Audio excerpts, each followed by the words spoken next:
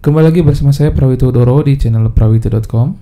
Kali ini kita akan melanjutkan tutorial kita tentang RESTful API dengan menggunakan Laravel.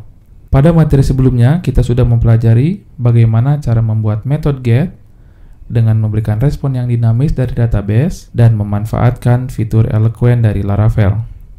Selanjutnya kita akan mempelajari bagaimana caranya mengupdate data di database dengan memanfaatkan fitur Eloquent. Di sini kita akan menggunakan metode put untuk mengupdate data dari database kita.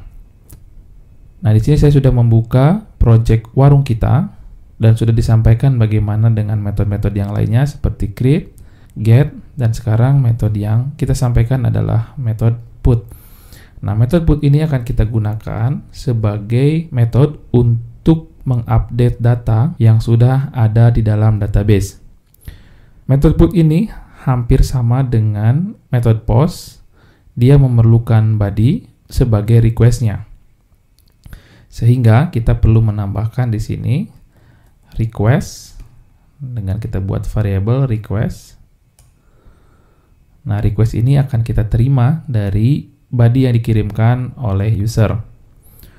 Nah, di sini pertama kita perlu mencari data sesuai dengan ID yang dikirimkan oleh user. Nah, di mana metode put ini kita mensyaratkan untuk mengirimkan ID pada endpoint di akhir URL-nya. Sehingga ID ini akan kita gunakan sebagai media untuk mencari apakah ID tersebut ada dalam database kita. Caranya adalah kita akan membuat variabel dengan nama product. Kita akan cari dengan cara memanggil Eloquent products, kemudian kita cari dengan where, kita spesifikkan kolomnya dengan mencocokkan ID yang dikirimkan dari URL yang di-hit oleh user. Nah, kemudian akan kita cek jika produk ini ada nilainya, atau istilah katanya jika produk itu ditemukan, maka dia akan memberikan respon sukses. Tapi jika dia tidak mendapatkan produk dari ID yang dikirimkan, maka kita akan memberikan respon fail. Di mana cara memberikan respon fail, kita bisa menambahkan status respon dengan menambahkan 400. Nah, kita akan merubah message-nya menjadi put method fail. Kita akan coba save dulu. Kemudian kita akan coba hit API kita. Nah, kita akan menambahkan satu tab baru, kita duplikat saja, di mana endpoint-nya sama, yaitu product/ID. Nah, ID ini akan kita coba buat yang ada dulu, yaitu ID 1. Kemudian kita ganti metodenya menjadi put. Kemudian kita send.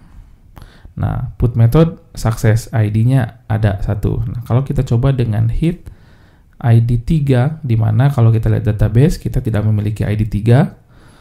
Kalau kita hit, maka yang muncul adalah put method success 3, berarti ada yang salah dengan logik kita.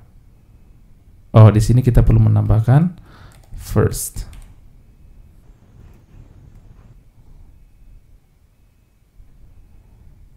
Nah, sehingga sekarang tidak bisa ditemukan lagi karena tadi kita belum menambahkan first.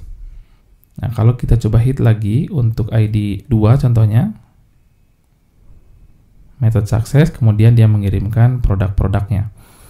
Baik, untuk proses logik awal, kita akan mengambil datanya terlebih dahulu.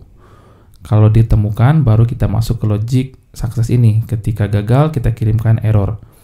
Nah, selanjutnya, bagaimana cara untuk mengupdate? Kita akan memanfaatkan request ini sebagai penerima perubahan yang dikirim oleh user. Nah, hampir sama dengan post, kita akan copy saja yang ini. Di mana perubahan tersebut akan memungkinkan untuk mengupdate seluruh kolom yang kita sediakan. Nah, jadi kolom yang sudah kita sediakan bisa diupdate.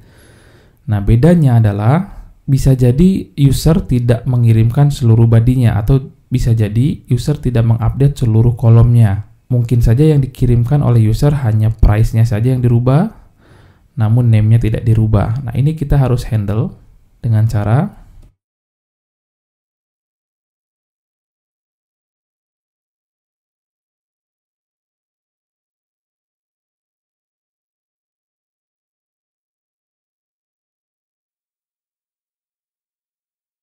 Nah, ini di mana logic di sini bermakna bahwa ketika user mengirimkan request dengan parameter name, maka dia akan menggunakan request name tersebut sebagai value untuk mengupdate product.name. Nah, tapi kalau user tidak mengirimkan ini atau request dengan parameter name, dia akan menggunakan nilai dari product dengan kolom name yang lama. Jadi dia akan menggunakan nilai yang lamanya.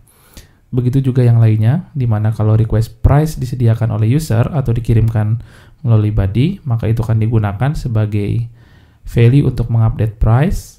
Tapi kalau tidak ada, dia akan menggunakan value yang lamanya. Nah, setelah ini kita buat, kita tambahkan di sini sama product save. Nah, selanjutnya kita akan perbaiki responnya.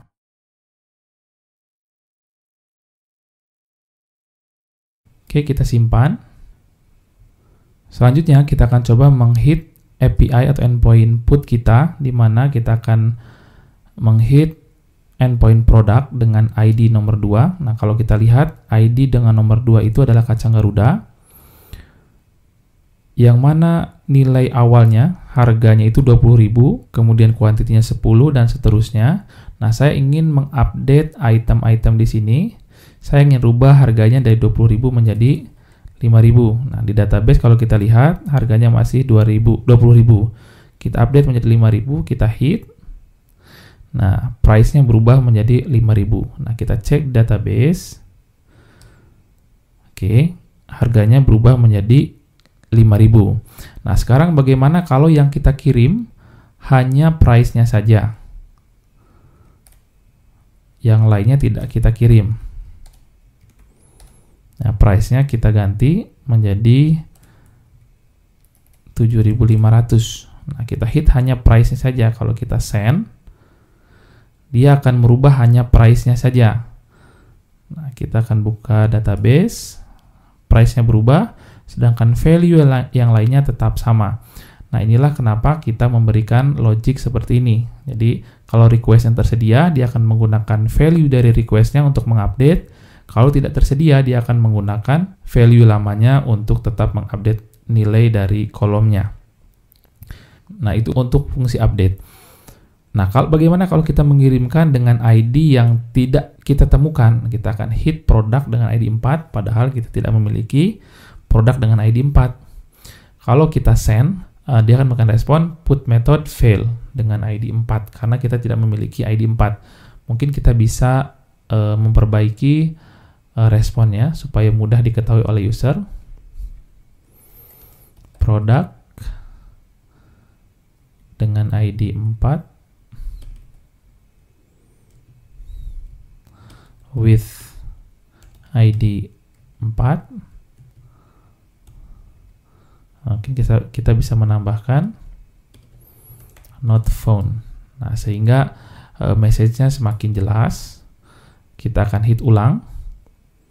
Product with ID 4 not found. Nah, sehingga ini lebih jelas lagi message-nya kepada user kita. Demikianlah tutorial bagaimana kita mengupdate produk yang kita miliki dengan menggunakan Eloquent. Semoga bermanfaat.